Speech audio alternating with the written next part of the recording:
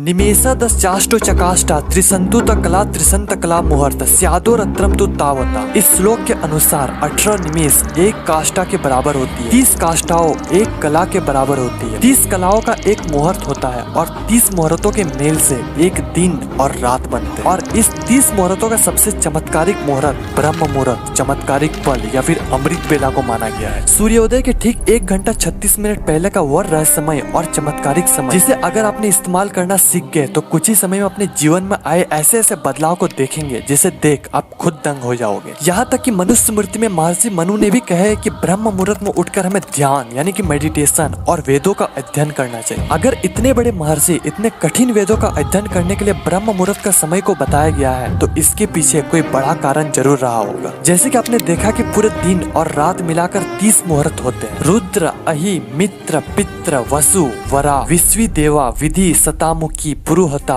वाहिनी, नक्तनकारा, वरुण, आर्यमन, भागिरिसा, आजपद, अहिर्बुधिन्य, पुष्य, अश्विनी, यम, अग्नि, विधात्री, कंठ, अदिति, जीव, विष्णु, द्युमक, द्युति, ब्रह्म और समुद्र। और सभी मुहूर्त 48 मिनट तक चलती है। सूर्योदय के ठीक पहले 2 मुहूर्त होती है, ब्रह्म मुहूर्त, उसके बाद समुद्र मुहूर्त। आज की इस वीडियो में हम इस 2 मुहूर्तों के बारे में बात करें। सबसे पहले बात करते हैं ब्रह्म मुहूर्त के बारे में।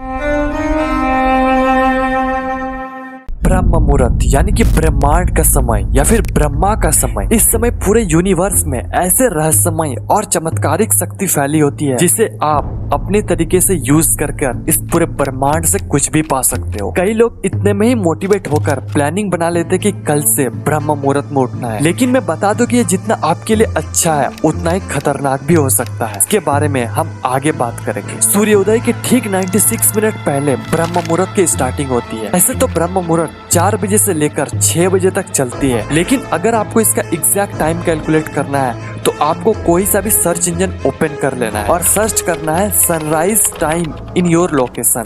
फॉर एन एग्जाम्पल मैं सर्च करता हूँ सनराइज टाइम इन गुवाहाटी। ये हो गया सनराइज का टाइम। इससे आपको 96 मिनट सब्ट्रैक्ट कर देना है तो जो टाइम आएगा वही ब्रह्म मुहूर्त के स्टार्टिंग का टाइम है। और ये टाइम से लेकर अगले 48 मिनट तक ब्रह्म मुहूर्त का ही समय होता है। ये तो हो गया ब्रह्म मुहूर्त की कब स्टार्टिंग और एंडिंग होती है। अब हम जानते हैं कि ऐसा कौन सा चीज है जो 30 मुहूर्तों में से ब्रह्म मुहूर्त को इतना शक्तिशाली बनाती है। Number 1, powerful energy. हमारे बॉडी में टोटल 72,000 नाड़ियां होती है और शिव सभ्यता में ये नंबर बढ़कर 3.5 लाख नाड़ियों की बात होती है। पर इसमें से सबसे इम्पोर्टेंट नाड़ी है इड़ा, पिंगला और सुषुम्ना नाड़ी। और एक सामान्य मनुष्य में सिर्फ इड़ा नाड़ी और पिंगला नाड़ी ही एक्टिवेट होती है। सबसे पहले आप अपना उंगली लेकर अपने नाक के नीचे रखें और देखें कि किस नॉस्ट्रिल से आप सांस ज्यादा छोड़ रहे हैं। 99% से भी ज्यादा लोग अपने किसी एक नॉस्ट्रिल से सांस ज्यादा छोड़ रहे हैं, या तो लेफ्ट या तो राइट। बहुत कम टाइम ऐसा होता है जिसमें आपका दोनों नॉस्ट्रिल एक्टिवेट होते हैं, लेकिन ब्रह्म मुहूर्त के दौरान आपके दोनों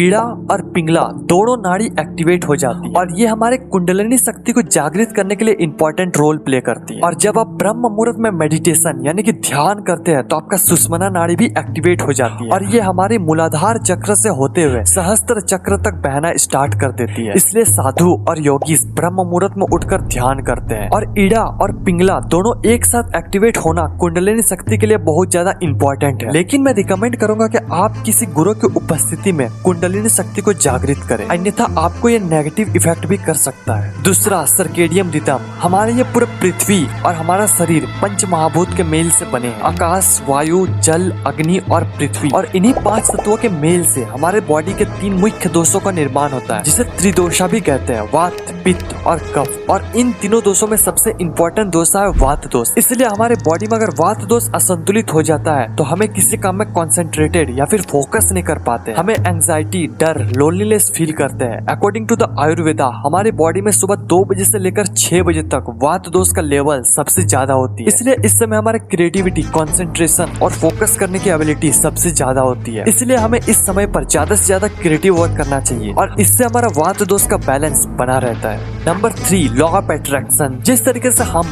और हमारा ब्रेन एक दूसरे से इंटरकनेक्टेड है, उसी तरह से हम और हमारे ब्रह्मांड एक दूसरे से जुड़े हुए हैं। अगर आप प्रकृति के नियम के अकॉर्डिंग चलोगे तो ये ब्रह्मांड आपको वो हर एक चीज देगी जो आप चाहोगे। अगर आप ब्रह्म मुहूर्त के समय अपने कोई भी थॉट या फिर विचार ब्रह्मांड को दोगे तो ये ब्रह्मांड उस थॉट को रियल लाइफ में मैनिफेस्ट करने में उतना ही कम समय ले। आप ही सोचोगे अगर आपको पॉइंट ए से पॉइंट बी तक जाना है जिसमें बहुत ज्यादा ट्रैफिक है, आप पहुंचोगे तो जरूर पर बहुत लेट से। वहीं अगर आपको पॉइंट सी से पॉइंट डी तक जाना है जिसमें कम ट्रैफिक है तो आप बहुत जल्दी पहुंच जाओगे। ठीक इसी तरह ब्रह्म मुहूर्त के समय सब लोग सोए हुए होते हैं और इस समय ब्रह्मांड में ना के बराबर विचार होती है। अगर आप ब्रह्म मुहूर्त में उठकर अपना कोई भी थॉट या फिर विचार इस ब्रह्मांड तक पहुंचाओगे तो ये ब्रह्मांड आपको रियल लाइफ में उस थॉट को उतने ही जल्दी लाएगी। इसके अलावा भी बहुत सारे ऐसे चीज है जो इस 48 मिनट के मुहूर्त को और ज्यादा पावरफुल बनाती है, जैसे कि कॉस्मिक एनर्जी यानी कि विश्व शक्ति। क्या आपको पता है कि हमारे रातें 4 कालों में डिवाइड होती है? फॉर एन एग्जाम्पल, अगर सूर्यास्त 6 बजे होती है तो 6 से 9 रुद्र काल, इस समय हमें कभी भी सोना नहीं चाहिए। 9 से 12 राक्षस काल, इस समय हमें कभी भी जगे हुए नहीं रहना चाहिए। 12 से 3 गंधर्व काल, जब हमें सबसे गहरी नींद में होते हैं। 3 से 6 मनोहर काल, जिस समय हमें हर हालत में बिस्तर छोड़ देना चाहिए, क्योंकि मनोहर काल के दौरान इस ब्रह्मांड में सबसे ज्यादा कॉस्मिक एनर्जी यानी कि विश्व शक्ति होती है और ये वही एनर्जी है जो इस ब्रह्मांड को सुचारू रूप से चलने में मदद करती है। लेकिन जब हम सोए हुए होते हैं तब हमारे बॉडी में बहुत कम मात्रा में कॉस्मिक एनर्जी इंटर कर पाती है। वहीं अगर हम उठकर मेडिटेशन करते हैं तो हमारे ये ब्रह्मांड बहुत अधिक मात्रा में हमें ये एनर्जी देती है, जिससे आपको कुछ ही दिनों में महसूस होने लगेगा कि आपका कंसंट्रेशन, फोकस करने की एबिलिटी एकदम पीक में हो। अब इतने सारे चीजों के बाद इसके फायदे बोलने का कोई जरूरत नहीं है, लेकिन अगर फिर भी चाहते हो कि ब्रह्म मुहूर्त में उठने के क्या क्या फायदे हैं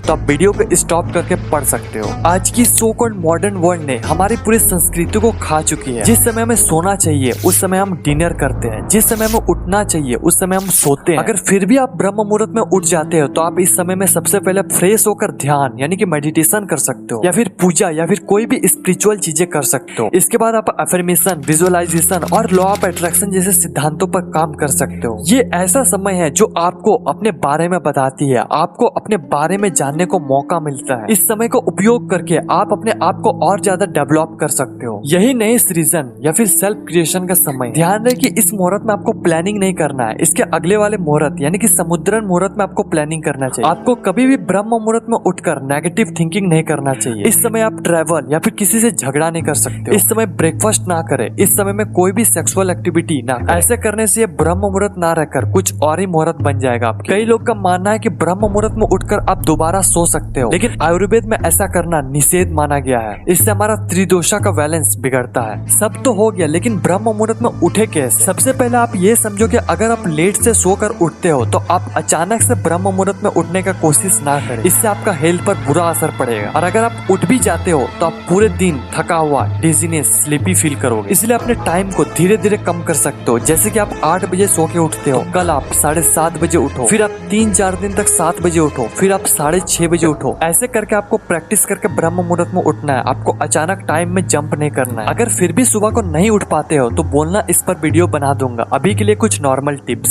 सबसे पहले जब आप सोने जाते हो तो आपने एक चीज नोटिस किया होगा कि जब आप सोते हो तो आपके ब्रेन में कुछ ना कुछ इमेजेस चलती रहती है। आप कहाँ गए थे, आप क्या किए पूरे दिन में, ये चलती रहती है और आपके ब्रेन में कुछ बड़बड़ करती रहती है। किससे बात करता पता नहीं, पर आपका ब्रेन हमेशा बोलते रहता है। अगर आप इस इंटरनल म्यूजिक यानी कि बड़बड़ाने को बंद कर देते हो तो आप 5 मिनट के अंदर सो जाओगे। दूसरा, डेली आपको 9 से 10 बजे के बीच सो जाना है। तीसरा, सोने के 2 घंटा पहले डिनर कर लो। चौथा, सारा इलेक्ट्रॉनिक गैजेट्स हटा दो। 5वां, स्क्रीन टाइम को कम करो। 6वां, पूरे दिन में कम से कम चीज कंज्यूम करो। 7वां, सोने के पहले मेडिटेशन करके सो जाओ। आज के लिए बस इतना ही, फिर मिलते हैं अगले वीडियो में। ब्राह्मी मुहूर्तम उत्तिष्ठते स्वास्थ्य रक्षार्थम आयुषा दात्रा सर्वथा संख्यार्थम सर्मेक्ष मधुसूदनम। अर्थात जो लोग भी बीमारियों से मुक्त एक उत्तम स्वस्थ चाहते हैं उसे ब्रह्म मुहूर्त में अवश्य उठना चाहिए। आयुर्वेदा।